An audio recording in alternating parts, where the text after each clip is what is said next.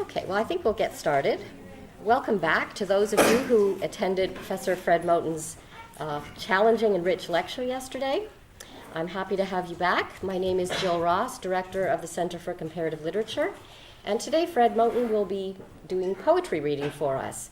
And I'm looking very forward to hearing and seeing the kind of critical poetry that he talked about in his lecture yesterday. So I'm sure that will be a real treat to see that in action.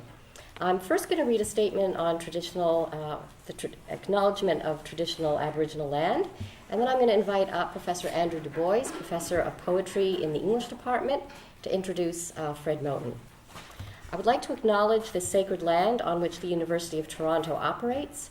It has been a site of human activity for 15,000 years. This land is the territory of the Huron-Wendat and Petun First Nations, the Seneca, and most recently the Mississaugas of the Credit River. The territory was the subject of the Dish with One Spoon Wampum Belt Covenant, an agreement between the Iroquois Confederacy and the Confederacy of the Ojibwe and Allied Nations to peaceably share and care for the resources around the Great Lakes. Today, the meeting place of Toronto is still the home to many Indigenous people from across Turtle Island or North America, and we are grateful to have the opportunity to work in the community on this territory. So, Andrew?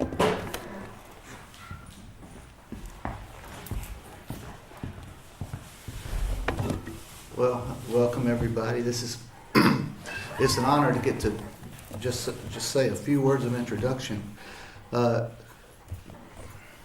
What's the right way to put it? Well, this is particularly interesting. This is a more interesting poetry reading than you would normally go to. Why? For a lot of reasons. But one reason that I would like to focus on is the relationship of what we're about to see to some of Fred Moten's other work, which you heard some of last night.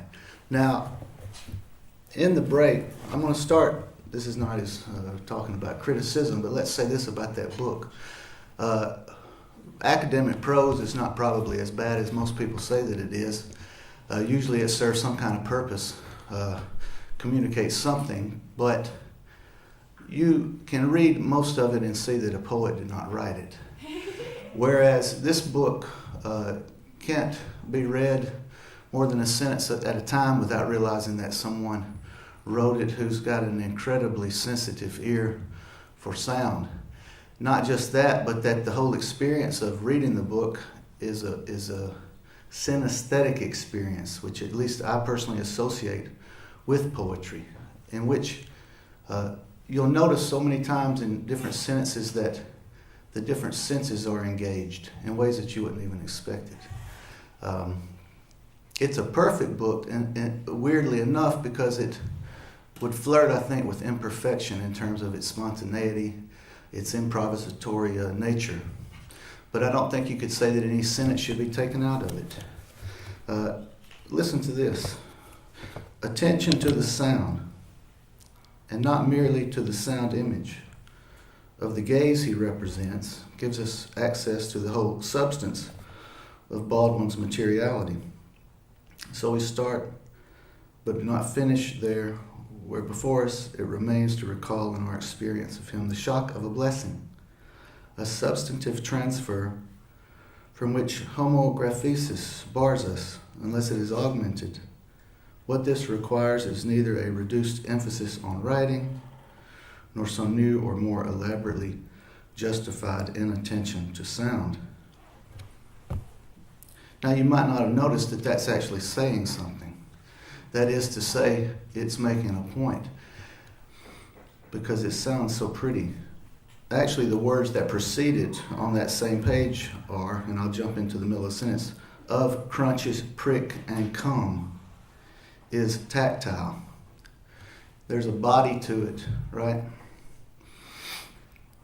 Now, it just so happens that almost every sentence you'll read and you'll say, this sounds right, this sounds right, this sounds right to me. That is to say, the truth value of the thing, not the sound value.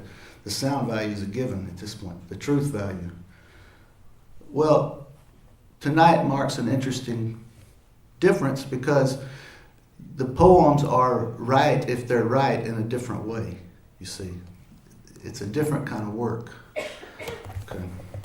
They're right not at the level of, in personism, Frank O'Hara talks about how boring it is to be right all the time. And of course, everyone wants to always be right all the time. That's not a very interesting reason to read poetry, to find someone always being right. So this is right at a different level, and if it's right, it's perfection at a different level. In Houston's Tavern, for instance, as a thing that we can all agree on that we know, you can know about the scene in the pub in the Wasteland. Where I'm living these days in Stouffville, I have a pub across the street. I like to go there and listen to people. They've just had this Guinness Book of World Records longest continuous concert that they've just tried to break this record, which is great. But since the world revolves around me, it just means that it's a pain in the ass and I don't get to go to the pub, right? But one of the things you miss the most is not necessarily sitting around listening to people be right all the time, but just listening to all the different sounds that are happening. And in these works, it's astonishing the different levels of sound that are even happening from letter to letter. For instance, the salve trade. That title is a title that is more than a poem in and of itself. You can meditate on that title for about a year or 10 or 20, right? Also, that the works are objects of visual art. If you see these poems on the page, you can practically look at them from across the room and see that you're in the presence of something that's profound, right? And profundity would be nice these days. So the reason that it's especially interesting to see these poems and hear these poems read is that one thing that can't happen from reading them, the only thing almost I suppose it can't happen, is that we can't see the author and hear the author himself reading them. We can do all kinds of other things, but we can't do that. But tonight we can. Please give a warm welcome to Fred Moten, please.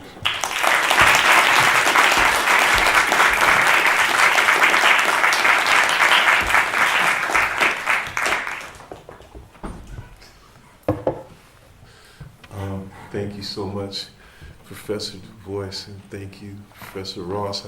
It's really been fun to be here this week, and I had a really good time. And I'm just very, honored and gratified by the warm welcome I received. So I just want to thank everybody for that. Although the one drawback has been a series of introductions that are impossible to live up to. So that's, but I know y'all were just trying to be nice. So, it just creates the context for everybody's inevitable disappointment. So what I want to do today is, so I have to do some,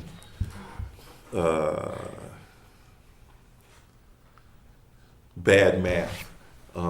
As some of you were here yesterday, I like math, but can't really do it. So I have 5 books of poetry, which comprise 2 trilogies. So how? So the first book is called Houston's Tavern, and the second book is called B. Jenkins. And then the 3rd, 4th, and 5th books constitute the 3rd book of that trilogy, but they are also their own trilogy, which is the Field Trio, the Little Edges, and the Service Porch. So I managed to make 6 things out of 5, and it's very shady math. But I felt that. What I want to read from today is the last of those books, called The Service Porch, which kind of, for me, is a culmination of a certain kind of project in which, for let's say maybe for a little while, I was trying to deal with the whole thing of what it is to be a poet, sort of reluctantly and embarrassingly embarrassed sort of occupation of this position up until the point at which I got to the point where I said, no, that's okay, I'll stop with that. And what I wanted to do maybe was move more in the direction of being a person who's interested in poetry, or a person who maybe is a servant of poetry. So how that works in the future, we'll see. I don't anticipate that it would work in the sense of maybe making new books, or at least nothing that would just be under my own name, but it would be more kind of collaborative work or poetry that would be in conjunction with people doing work in film or music or some kind of performance or something like that.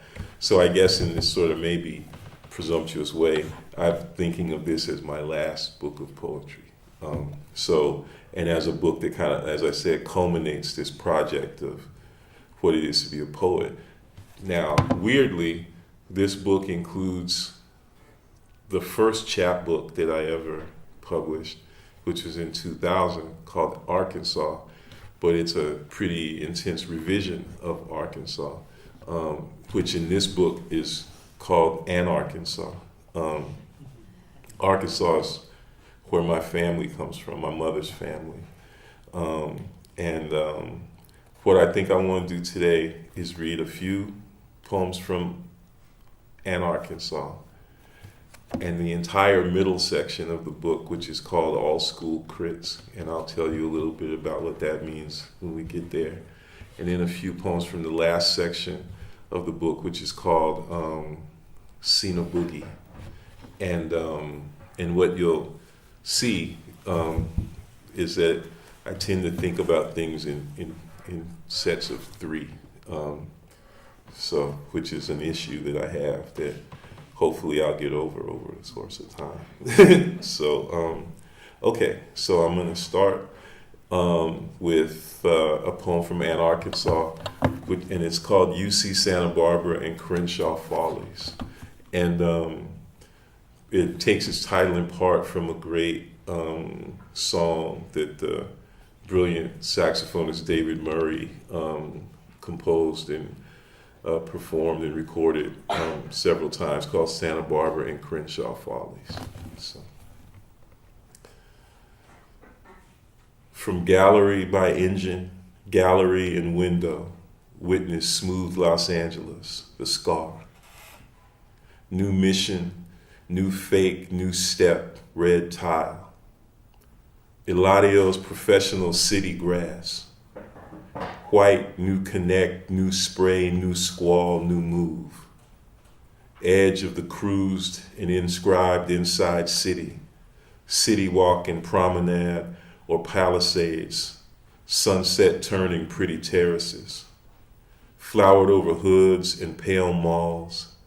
Stride and queue and brick and grand mall. Edges rip the other things up here from warrior. Other talk with curling irons are black warriors. Red hot as other things on Monday afternoon. Willie Davis, Reilly Phillips, every day. Wes Parker, quarterly conference, till you know you got to cut a motherfucker with delight to reconstruct. My derelicts wait. They cut absolute with garden sheen. They stripe that shit. Get up, get down, dive, sound. That wall and edge. My fingers slip and sink inside like stick writing, pulled up inside me, on the inside of my skin, dive, sound, and curve and wait, come on, get off, dive, sound, get down, let's get down, let's get down. See, I'm extended contraband and long time release pharmaceutical gift to the English department. White circuits, double flicker, trip of the future chair.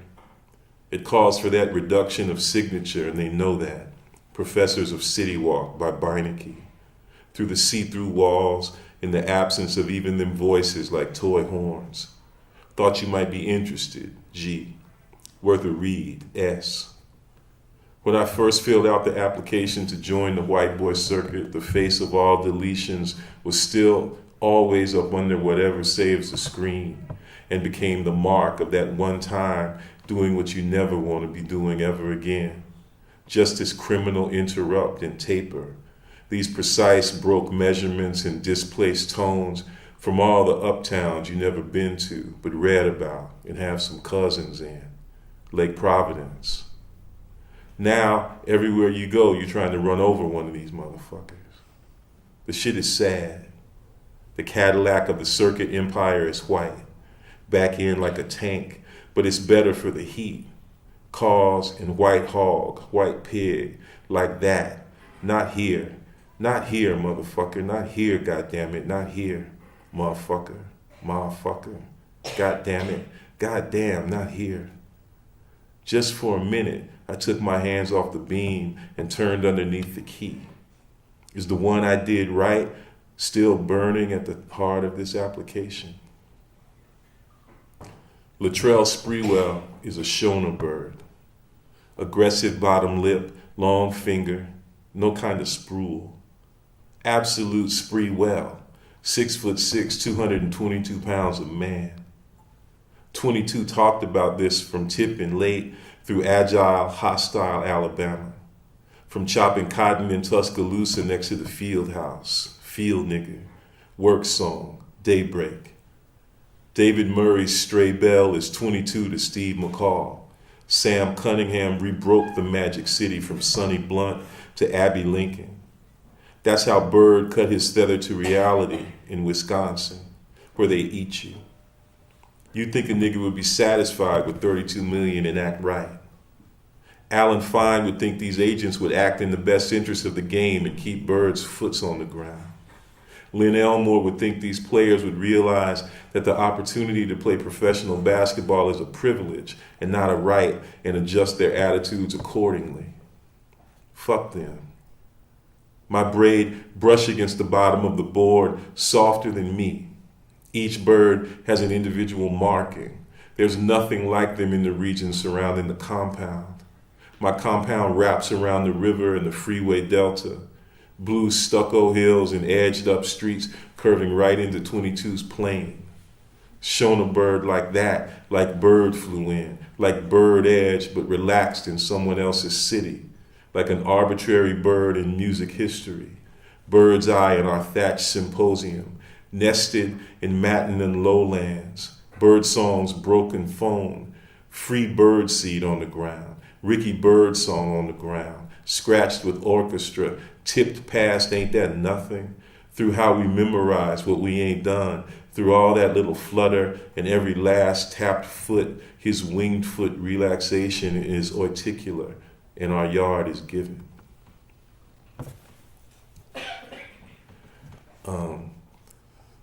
I started writing that in grad school. I worked on it for, 30 years. Latrell Sprewell used to play for the Golden State Warriors. And he was famous for choking his coach, who was this guy named PJ Carlissimo, who thought he had the right to just abuse people who played for him. And anyways, if anybody has any questions, I can talk about it later. But somehow I always feel like I have to justify all of my bad language. But I'm like Jack Spicer, my vocabulary did this to me. So, okay. I'm going to read a couple of more from Ann Arkansas. These are poems which are very grounded, in specific places. And so there's all this Los Angeles stuff in that poem, but also a lot of stuff from, Oakland and Berkeley, California, where I went to grad school. And I'll read a couple of more of those that are sort of specifically grounded. One's called 80, three of them. One called 80. The 80 is a number of a bus that I used to ride from my apartment to school. 80. Hear my partner Joe go. He different. He don't mean nobody no harm. To do this run with me. Here my stick of wood, my baseball bat. Went to the foot doctor about my calluses, but they ain't do nothing till next week. I heard from him. This bus go to East 14th? This bus go to San Leandro Bart? Now, Joe, you've been riding this bus long as I've been driving. You right. That's right. Let me do the 80 go to San Leandro Bart? Thank you. Thank you very much. Yeah, the 80, thank you, thank you, thank you, thank you. Send for me. Come on back and ride with me. Come on, ride back with me. This is Felix Mitchell's progress past elementary school. In a fake ride, crushed, in a fake house, cracked, velvet stemming wide, Keisha flick while the ivory man pass. The ivory man passed standing in an airplane, a diamond mask in a shoe, a mechanical boat, a train in an axe curving, San Pablo whistling at 5 and 4 and 3. And this is 40, another bus. Red cubes holding down a ponytail, got on with a baby doll, and little sunglasses got off on School Street. Brushed past at 27 with a little baby doll in Milky Way, Rose and Cocoa Pocket. Brushed past with a trike to jam, the villas on 69, the wind at 17 window, and feel the one with the goldest hand holding down, brushing past.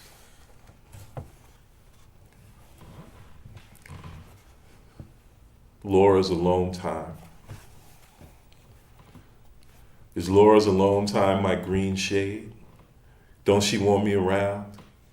A long line of sadness. I examine it from every gesture. I rub my arm. What have I done to face the other way? Every glass got edge distorted, tape of tape, this phrase dry laugh. Don't she want me around? Get the fuck out of my room. As far off as the Channel Islands, invisible as the haze, as far as that, I guess I should put the car away. I guess I can tolerate. Nothing to do with me, something to hold, a bow, sign for don't get around much anymore. Get the fuck out of my room. But on the other hand, baby, you break everything that's made that's so clear from here. Light breaks, men hide, tongues circle while we talk a little while in this full poor cell.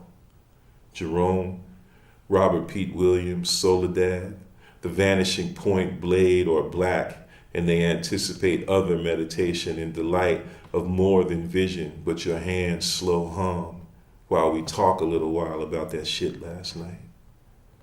When I woke up and you was on the couch, I got so scared.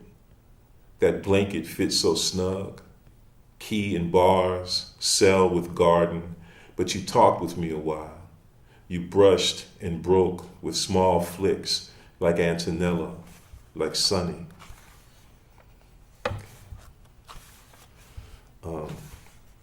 That's like before and after the fight poems. My wife, Laura, who's been together for 30 years, introduced me to the horrific concept of alone time.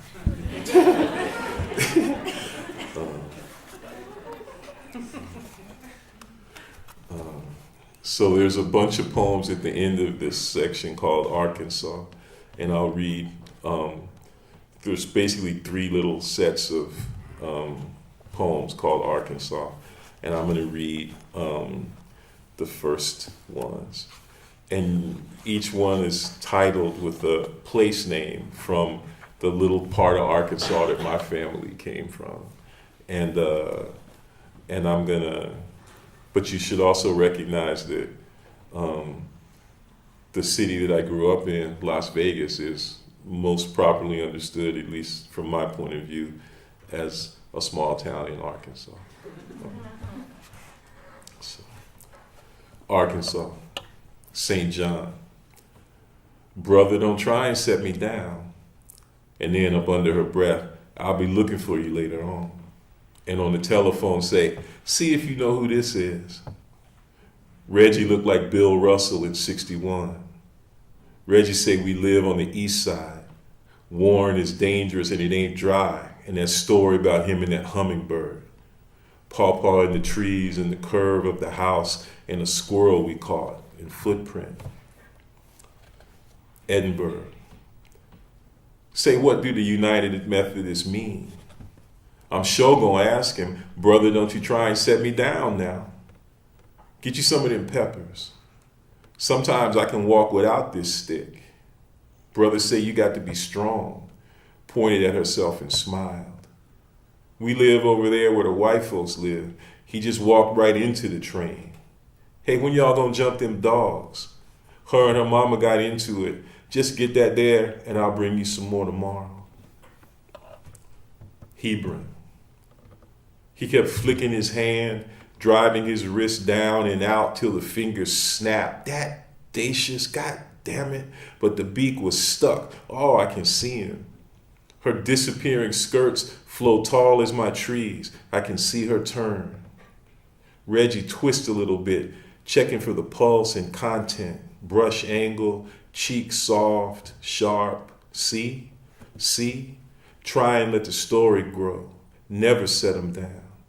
The skylark is silent, but come on brought back turn and hedge, canal in Piney Grove.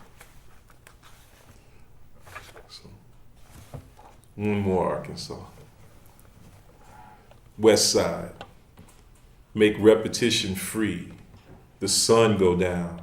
Come around and find me, rider, in my champagne protege. Come around William Dawson, Team, Skip Dillard, Shacks, high everything. West Side. Resistance cut and rocked that old corner and starched white. The job of resurrectors is to wake up the dead. Strife of the starched white and scrapple, sausage, one of them Simmons from that tree and back home, down back, hand arc. Miss Owens start a chord. Her phrase broke off, hand arc.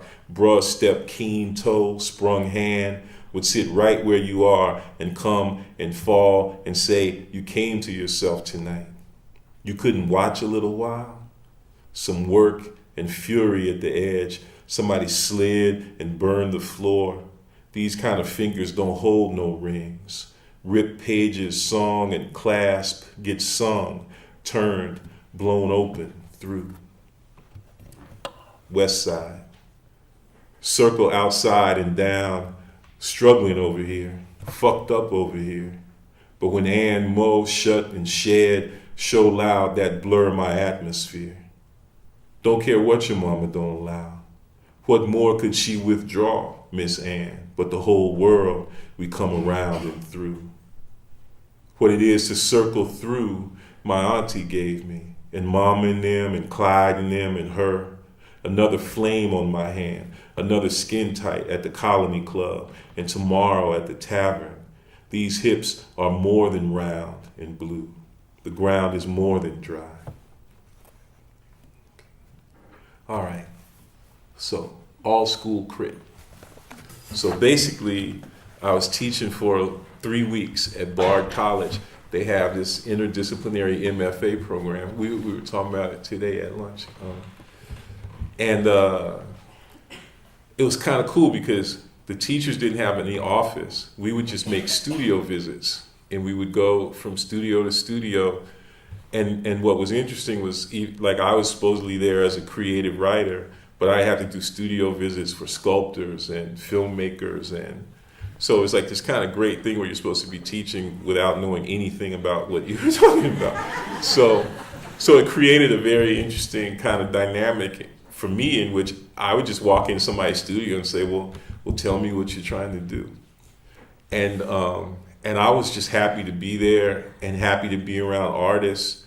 And I just decided, partly as a function of a decision, but it was something that actually was just real, which is that I just pretty much liked everything. And I thought, well, maybe I can help people with their work by liking stuff as much as I could by not liking stuff. But that experience was kind of tempered every day because at 4:00 they had something called the all school crits. And 3 artists would have to present their work to the entire school. And that would be when the nastiness would start. And there were these, heavy duty art people from New York. And I think they felt like their function was to toughen these kids up, because how are you going to make it in New York if you can't survive my telling you that this is the worst painting ever painted or whatever. So, and it created that kind of nasty gang thing where somebody would say something mean and then somebody else would try to say something meaner but wittier, and I would just kind of sit and zone out and just kind of go back over my notes and take notes and just kind of pretend that I wasn't there. And anyway, I got invited a couple of years later to Bard to give like a poetry reading, and I was going back over my notes from the all school crits, and I thought, well, maybe I could work with these and make some poems. So what they are is just kind of, revisions of the notes I made, and each one begins with the name of the artist who was being criticized or who maybe I was visiting or something like that. So, all school crits. Aurora, falling, fall on paper, wash. A saucer's frame and slant, and Hari thins a gradient ray and smudge. Change the space the work is through the work. The changing plane makes space in second skin. Look how dry the window represents. Can angles in a picture make the viewer take an angle? What's the right one if the right one can't be right, or mark a body, or farewell? La-di-da, di-la-di-da, 'tis autumn. Miren, if you pause when you read aloud, does it make you pause when you write?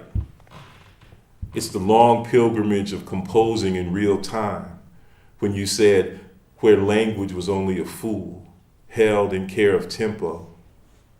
The rhythm of a poem will be convincing insofar as it's poetic, that the musics of its sentences speak an active sense of measure made in speech real time. Then you might get a kind of discursive musicality rather than foundering in a kind of recursive forgetfulness of musicality, which produces not the non-musical, but bad music. Is detached lingering in, but also over a moment, specifically a Beirut thing? Some poetry will be convening. Ian, angle, how you represent enjoyment, how you make a diptych work. You can't address it directly. The juxtaposition of shots ain't the same as the juxtaposition of tracks. Music holds some clues for the diptych's proper impropriety. Laura in the theory of the diptych. Let them have a thing about their thing you like that you can say keep doing, so they'll always do it differently. That's the general principle of stereo. How you make abstractions out of representations of representational making. Look what you did, then step back a little bit and ask how you did it, then don't quite do it again. Jason, photographing public language. Does a shot suppress outside the frame? Can you make a photograph out of what's outside the autograph? New creation is imminent. New reaction is inimical. New recreation in a minute on the new wall. New suppression call attention. Life is the new wall. Our chalk line velocity, our hug the plane and open up. Going back like that, along that line, you feel advance, an angel. Tamar, your dominant material is spackle. Artificial sinew for torn ligament art. Crop circle machine scale small. Dial small scale. A press gods use to make crop circles. A ritual decoration machine. Sculptures of crop circle tools. Crop circle tools, please. Stand alone to be together so you can see that. You can touch it, but you won't like it. The cusp of abstraction, objects in sod cabins. Let's throw shit around a 6-side frame and take a lot of views. Cube install what kind of fragility? Artists need to talk about amongst themselves. Too much time away from the ones who don't care for the fateful distinction we won't believe is fatal. The fateful distinction we won't believe is between. We just believe our animation. Gus, Scirocco is unavoidable good fortune in the name, adorned in our shared piracy. Monks live on the street where you live, in cell-like shards, phrase set in isolation from the rhythm. Was it what you wanted when you let me wander, my attention, just to look at things? How you compose but don't control the general wandering. Eventually, through the music's possible sources, there's some new musical syrup, music that makes you exercise. In looking for the source, you keep being discovered by the music. The sonic obstruction of sound is your peculiar institution. Layli, the irreducible sociality of speech can't be spoken in one voice. Sociality ain't there so you can come into being. Sociality makes you come out through being. The sociality of friendship and languageness. How can presence, which makes everything unimportant, be present in poetry?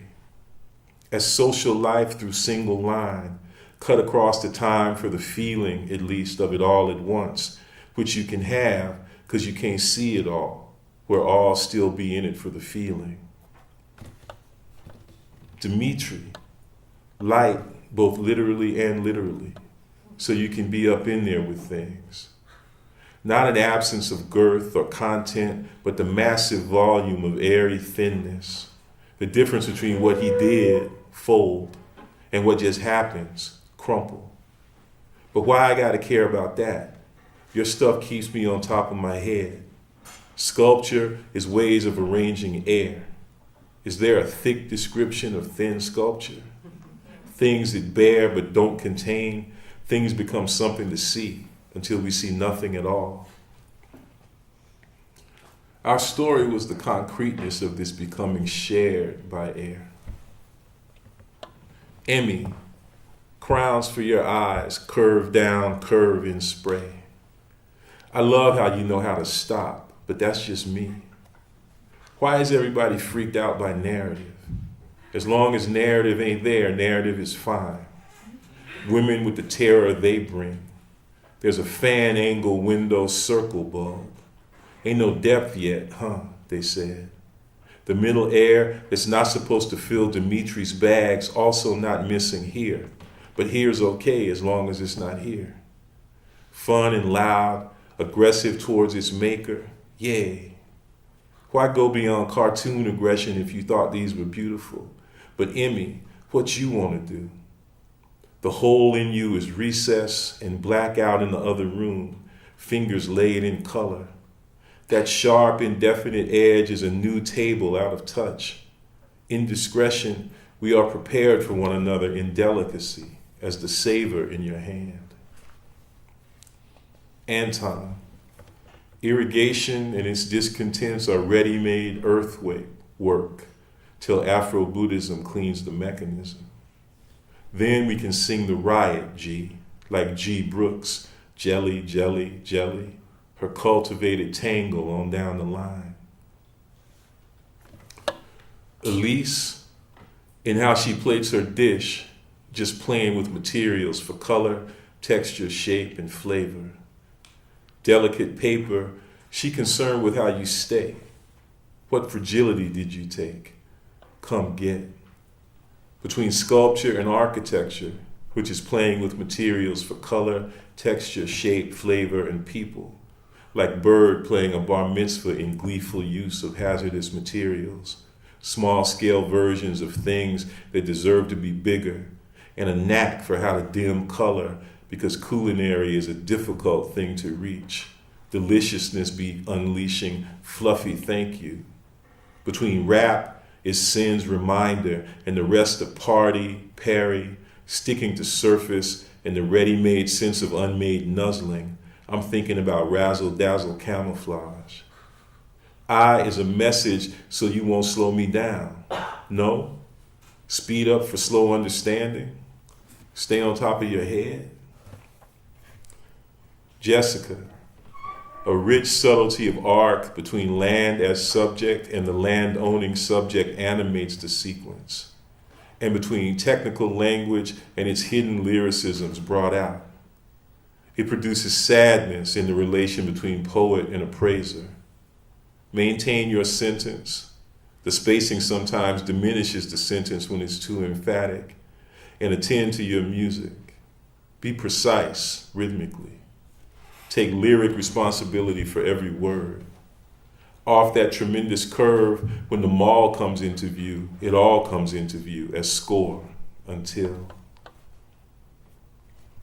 Aaron, apertured mismanagement, but your speaker box is cool. Time is emphatic and revealed in your titles. Always apart meant managing your capacity to seize. Your sequences are unpredictable. I love your beautiful image technique. Your beautiful images are technical, and I'm in love. An analog is non-aligned departure. A non-aligned is another, what it is to be enjoyed. I don't like everything. The psychology of a man-made device ain't about how it feels about what it sees. It's about how it sees about what it feels.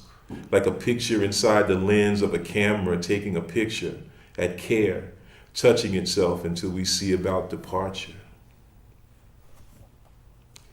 Leah, photography is contact improvisation. These sisters dance us out of town and uncontained and handled materials, handed curve, fold beginning with hand gaze, new graphs of graphic sets and crumpled crunk. Is there a musical composition about the musical material? It wouldn't be recursive. It would exercise movement over the edge of media, out from itself as medium, to approach the essence of making. The beautiful tactility of handedness, fingerprints on a mylar crease, the tornness of the masking tape, fabric incomplete, tears the object as if it were always already more and less than that, which it is, which lets photography more and less than represent. When the object becomes abstract in its fragmentation, in its partiality, in the way it's partial to you, in how it lets itself into your eyes, the object is indiscrete. Photography is a way of more and less than being on the earth with other things that are way more and less than that. We regenerate in the general nothingness like degenerates, we so horny. And the acidic caress of the interval still be in motion around the image. Our mutual orientation is shard by air, and the rubbed string of the general piano be walking around here too. That's still the sweetness of the scene we share. Jason, graphite on paper, Japanese maple, unfixed coordinates, and stones that been dreamt upon. You arrange the room into an invitation with the lightness of a tree above ground. Unrooted and vulnerable, the garden, which is appropriate for rest and study, is made of hazard, arte povera, filtered through film noir. The second feature is the Karate Kid, evidently. Christopher, Furtwängler's seismographic downbeats refresh our bright exhaustion. Composing is what happens between one thought and the next. Their duetted S theater and up-fretted downstroke let you trust the bell you make, like Andrei Rublev. Your material and what it can do, which comes from knowing it in the experiment. The rich internal differentiation of simultaneity is given in more and less than the simultaneity of the same thing. It's also given in the simultaneity of different things, The nasties unlocked mismatched pairs, paired and multiplied through diet, which is always more and less than that, as a nice, redolent surprise. The body shuts down, a freaky club mystery thinks. This is story's calligraphy, stars' shitty futures, so we make them even shinier for the middle and the bottom. The monolith of my lips keeps skipping lines and dropping things, but I like the orange. Just let it fade, a nerd made out of soup, in the obscene sweetness of our support. Nina, put your hand on your hip and let your backbone slip for video, wallpaper, cursor, and interjection. If Lena Dunham were as smart and cute as she thinks she is, she would be Nina Ewan. Then I could watch her all the time. More punishment, motherfucker. Brightness, motherfucker. Just every day and stir it up again. People don't want to enjoy themselves so much with and by way of so much desperation. But the waterfall made me feel like it was safe to jot down a few notes. The window is a color field, and my stride is storyboard blue in steeple in lovely studio. Okay. That's the all school crits. So let's read, I lost track of time, so I'm just gonna read in a totally arbitrary manner, 5 more poems. Okay, so now I just have to pick which ones. Okay.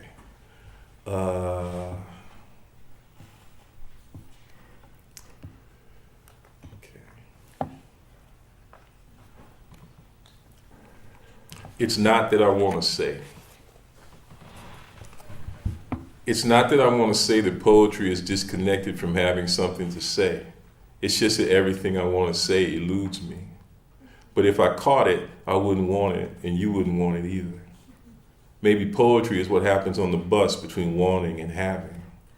I used to think it was what happened on the bus between Oakland and Berkeley. And it was too, like violet Texas in people's voices. All kind of subtle transmission broke off by stops and bells, repercussive riding, mobile contact, slow symposium. Now, even in the absence of my office, I still want to move, and so I have to move, but never get there in this whole extended region of not being there, of stopping and saying, not here, and of that being, in the end, pretty much all I have to say. What I want to say is that having something to say is subordinate in the work of being true to the social life in somebody else's sound and grammar, its placement in my head, my placement in the collective head as it moves on down the line. The itinerant ensemble arrangement of the 40, and sometimes of the 15, is where I started studying how to live in poetry. I want to transfer study as a practice of revision on the edge, where ethics and aesthetics are in parallel play. Some kind of homeless shift between reading and writing that emerges in a set as our cut-up schedule. A willow's diverse list of things, point-to-point restlessness, interlocking schemes of material breaks, the constantly renewed syllabus of a new composers guild in the middle of enjoying itself. When we come together to try to do, starts to look like what we do when we come together to enjoy ourselves, handing saying what we want for one another to one another, in and out of words. Okay.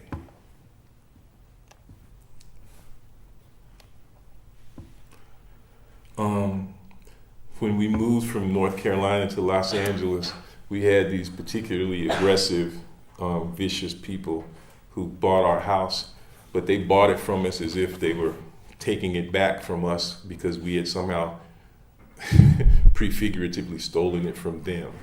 You know, so I wrote a curse for them. We lived on this street called Severe, and their names were the DeRosiers. So this is the DeRosiers of Severe. An agent staged our absence in your house. We knew we couldn't fight the family picture. Our mobility belongs to you, petroliers. We have to pay for what our presence breaks. The white heat exchange will never be the same and unsustainable, like somebody picking peas one minute as a shadow tracing through the Eno woods that same minute, right underneath where you and your children violently patrol, patty rolliers, as mommy and me and them whispering in the street when it's Paul all the time. Nobody selling hot tamales, no ice cream truck, nobody watering the asphalt, nobody reminding you to move your car till you wrote us, motherfucker to mama, to get the fuck up out. Let our failed roof be a venereal notion over your head. Let our windfall be your hurricane.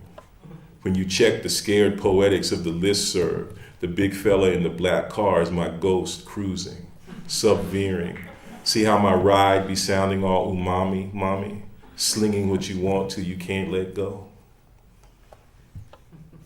The companion poem to this is called Play Mountain Place, which is this school that my two sons went to, and which turned out to be a kind of torture chamber. It was called Play Mountain Place. Represents control. Roofs are raised there, but they can't read. A confederacy of calls of duty and clashes of clans on card day. You can say you can't play at Play Mountain Place. If you can't say that, you have no place at Play Mountain Place. You can learn how to curse at Play Mountain Place. You can learn your place at Play Mountain Place. The mascot and philosopher is a tiger named Hobbs. He patrols the imagination looking for a lemur named Leppy. Play Mountain Place was very pleasantly cold, but it only took a little while for Zoe, who makes the absence of control smell like flowers, who turned it into flowers when Nitai the artist said, let's be artists together, to stop kissing the frozen air. His absence matters in play. His sound smiles out of place because he's dancing on the ground. He still loves Henry. Okay, so here's another, I don't know, maybe I'll read more. Reneo's Open House. Make yourself not at home all over and under the world. Fill up their house with palpable souffle, a contrapuntal folding and lapping, a fantastic waving and weaving, an all but aromatic, all but always threatening freedom of the wide. Home can't be itself when you keep coming. Harmonious life has no background and as such turns harmonic. So he's the architect and you're Reneo with your extraterritorial waters. You're the parasite and poltergeist and hostage, held in a house you break and build and sounding. You couldn't become the site, so the site becomes your air and disappearance. It went to catch a Greyhound bus and ride, and your asymmetrical erosion is all playful and shit. And all that new renewable exile air begins again and again with its own unpainted micro thicknesses. I finally surrealized that I was crying if I was singing that song. There's so much blur and green that we just forgot the problem of scale. That's how we solved the problem. Our authenticity blew up the world so we could have a little harvest. Thank you. You're welcome. Ain't from, ain't at. The beauty of physics manifests in a set of problems and paradoxes, not as an impossible dream of purity, is inseparable from the blackness of physics. Ether, the cosmological constant, hidden variables, they're all indicative of a certain strain. Blackness and beauty are given in and as an irreducibility of the blemish, this motley ass both-andedness to keep on getting down and handed down. Hawking radiation, entropic and undeniable temperature, open secretive disappearances of information is like a mirror image of Hopkins' non-locality. Retrograde Standard tried to enact its revenge on cryptographic remix in a thought experiment predicated on the impossibility of an isolated singularity.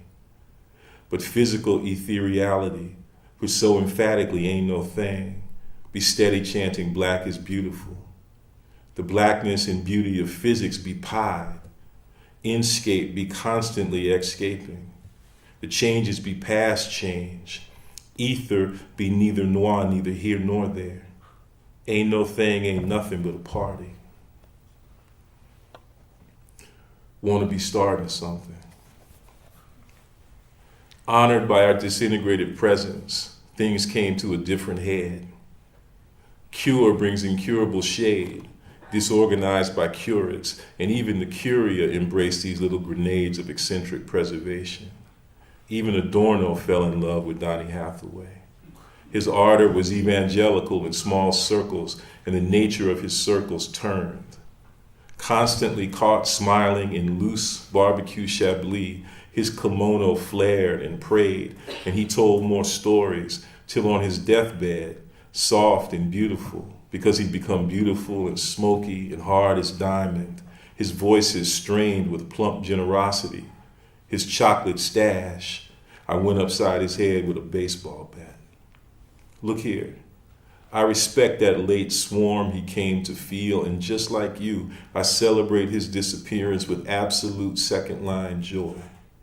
The world got to answer for the world, though. Citizens of the world, say it out loud. Okay, one more.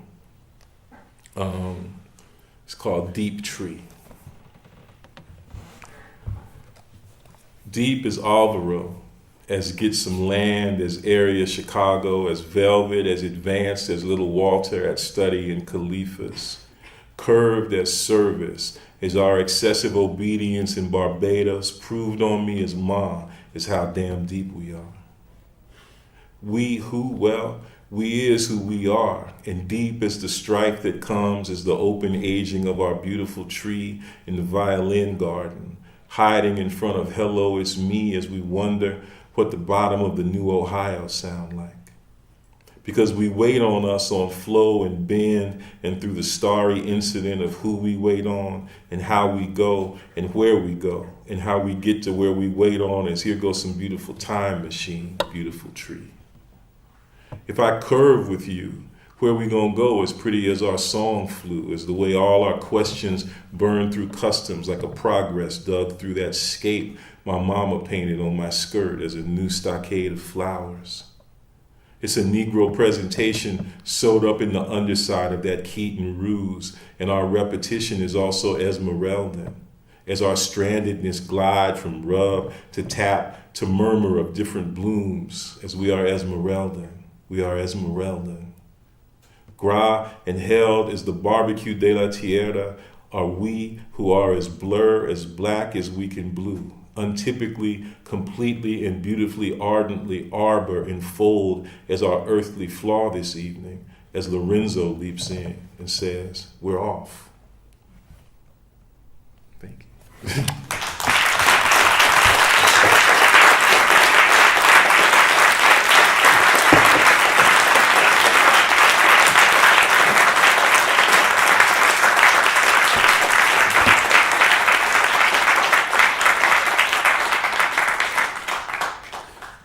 And you don't have to have any questions, but if you do, I would try to not answer them. This is the kind of question that asks you to sort of pull the curtain on your process, so if you don't want to answer it, I totally understand. Okay. But your poems are so rich with locality, and I'm at Did you say vocality or locality? Low. Locality. Okay. Like the local atmosphere. Yeah. And I always have trouble because I want to start with a concept or something universal or something abstract, and then maybe if I'm lucky, I move into the local or the space in which I write. Mm-hmm. But I'm wondering what are some of your pre-writing preparations when you're about to write on some locality or with some locality that you're in? I don't think I have anything as worked out as methodically as that. It's just more like, the bus thing was very serious in the sense that I used to ride the bus and I would just listen to what people said, you know, just like you at the pub. You know, I was just fascinated by, you know, Oakland was just such a rich place in terms of so many different accents, so many different versions of English, you know, depending on where people came from or where their parents came from. And a lot of times it was just a phrase that would come up. And I just wanted to, and I would just run with that phrase, so to speak, you know, more or less musically in my mind. So the preparation, to the extent that there's anything like that, is just making sure I got my little notebook with me, and kind of, you know, trying to listen to stuff that people say, you know. And I would say, you know, sometimes stuff, you know, begins in a different way, but the dominant method for me is just that, just overhearing, you know, eavesdropping, basically. Yeah. So.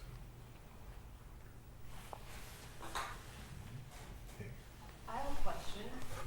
So I noticed you were talking about Arkansas and how your family is from there, but you lived in, you said Las Vegas. Mm-hmm.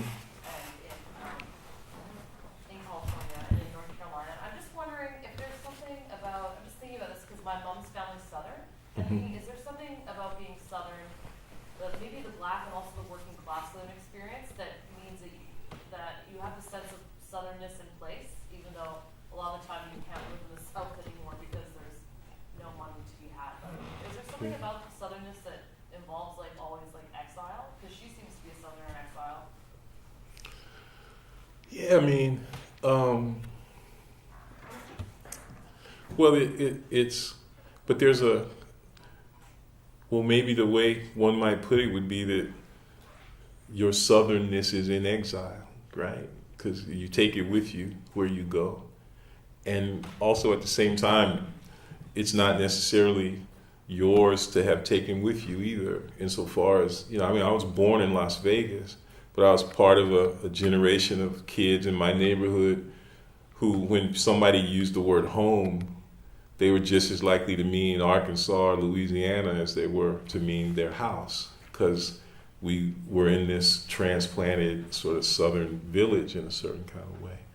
So, of course, when we would go down south for the summers or to visit people, it was alien to us. It would always take me, we'd go down for a visit for 2 weeks, and it'd take me 10 days just to be able to understand what people were saying. Because it was, you know, people always talk about Southern folks talking slow. And if you think of that, at least where I was coming from, where my family and them were, if you thought of it that way, you would invariably be misled. Because it wasn't that people were talking slow, they were talking really fast. They just never finished a word. You know? So anyway, so there's that sense of it being yours, your Southernness, but then it's somebody else's Southernness, you know, and it's you know, there's a kind of itinerant nature to the thing that you can hopefully figure out some kind of way to embrace rather than to, you know, to decry, you know. So.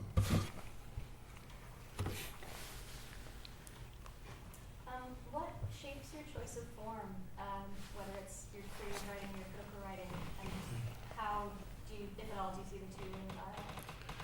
Well, I kind of, when I first started writing poetry, I used to write sonnets all the time. And I guess I got in the habit of thinking that poems were like little boxes, or sometimes elongated, you know, in the way that they go down the page. And I kind of stuck to that. A lot of times what I would do is just set margins on my computer and then try to see if I could, then the exercise was how to create, you know, line breaks that would move along certain sort of maybe Charles Olsonian principles about breath and beat, but that would still at the same time correspond to those arbitrary margins that I had set. And then there'd be other times where I would just say, I'm just going to break up the box, you know, just explode it, you know. And one of the words I find myself kind of using a lot, or comes back up a lot, is shard, which I often gets coupled with shared, and those two things are, for me, both, things that show up at the level of content, but also maybe indicative of some formal principles that I'm sort of trying to mess around with, at least.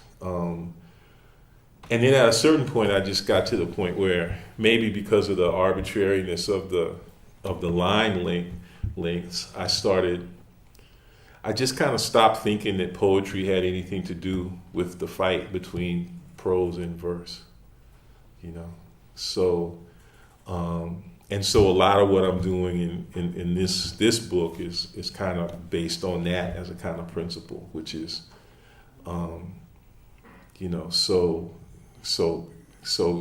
at that point, then it would be maybe some decisions about where to put stuff on the page, like messing around with just not succumbing to the hegemony of the left margin or something like that, So, and just kind of trying to make stuff look interesting, So.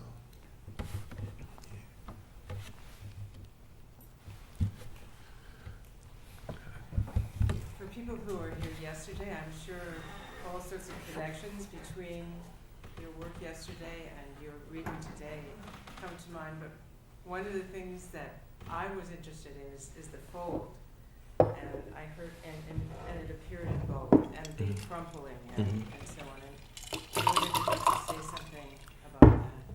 Well, it's funny because I had to do a poetry reading last week, and I read the All School Crits, and I was totally surprised to hear that stuff about folding and crumpling, which had occurred before I began to try to think about those things in relation to some of these questions about topology that I was trying to talk about yesterday. And one of the places where it showed up, maybe there's two connections that are maybe more sort of architectural. So one would be, that Deleuze's book on Leibniz, where he talks about the fold, and the metaphor for it is a kind of architectural metaphor. And then also, I remember going to this big exhibit on Frank Gehry's architecture and being really fascinated by his use of a kind of crumpling,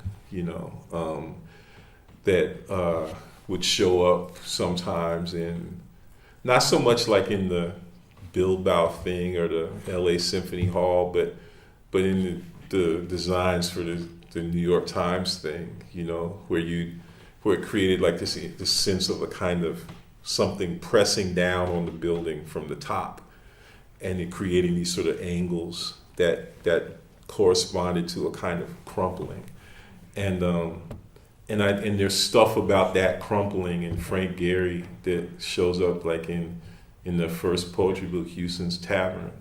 So a lot of it is like these weird things where you think about something one way, and then it kind of goes away, and then it comes back on you, surprisingly in another way from a different position, and you think, oh, I guess maybe I was thinking about that the whole time and I just didn't know it, So.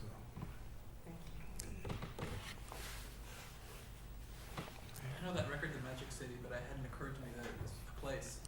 Is it a place? That's the nickname of Birmingham, Alabama, which is where Sun Ra landed, Wasn't born, that was where he touched down, And so yeah, and he has an album. Yeah, well, he's got the album. But yeah, that's Birmingham. Yeah. Do you know why it's called? Why it's magic? Somebody had a sense of humor, I guess. But it's an interest. Look, I mean, one of the things that it makes a certain amount of sense insofar as a place which is so easily associated with, a very specific kind of racialized brutality, but it's also a place where a whole bunch of really interesting artists came from, and a whole bunch of interesting people. Angela Davis, and Carrie James Marshall, and Sun Ra, and Thornton Dial, and so something was going. And then Robin Kelly's first book is called Hammer and Hoe, and it's about this sort of radical black labor organizing that occurred there in the 30s, you know, with the steel workers. And so there was something going on in the Magic City that, you know, maybe explains the brutality of the reaction to it, you know, in a certain way. So it's definitely an interesting, fruitful place, you know. Yeah. So. Thank you for taking me. Two things, I guess. One, I'm curious, does Laura write? And two,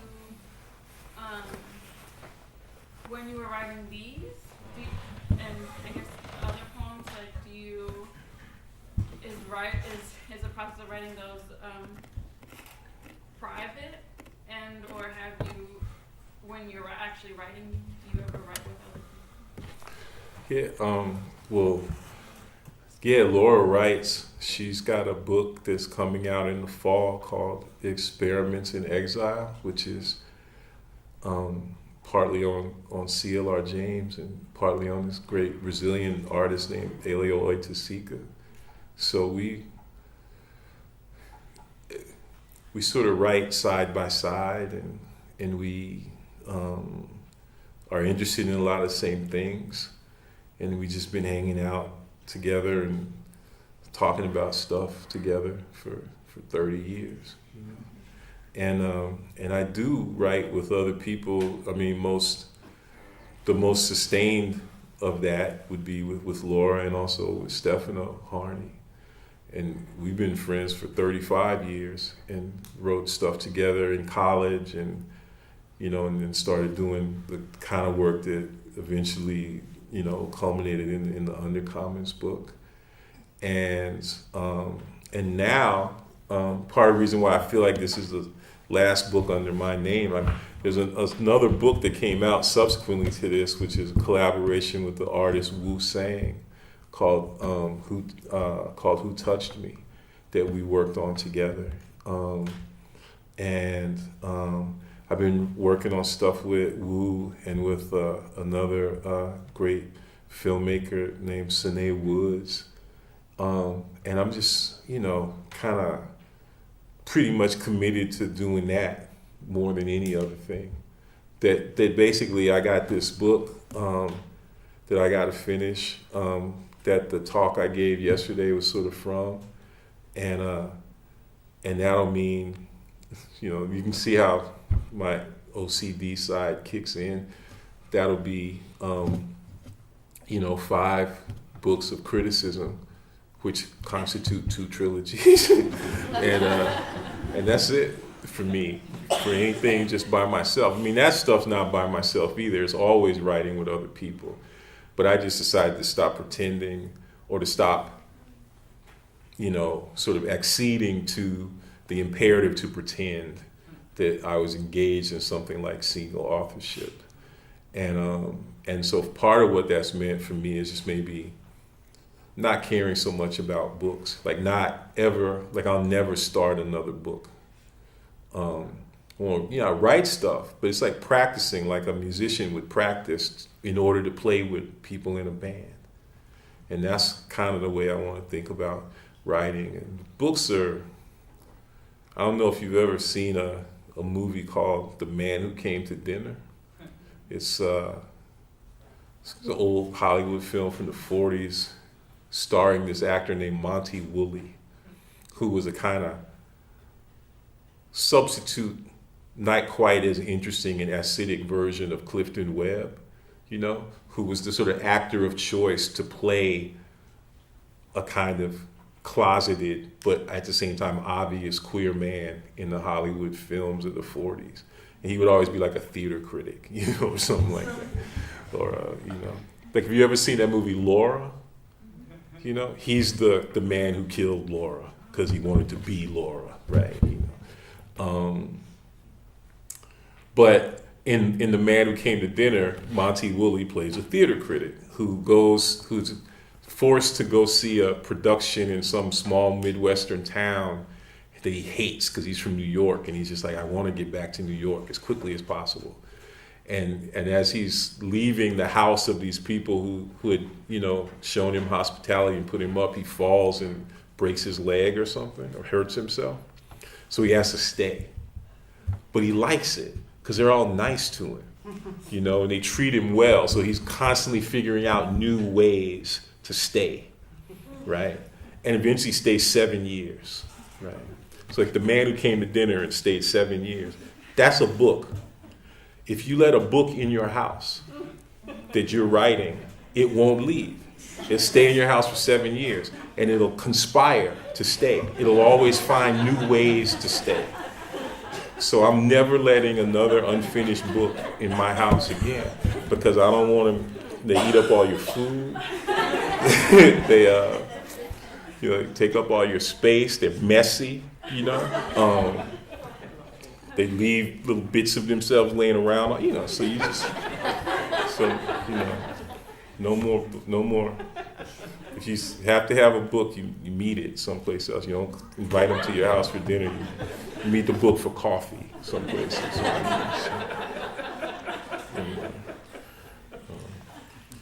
All right. Well, thank you.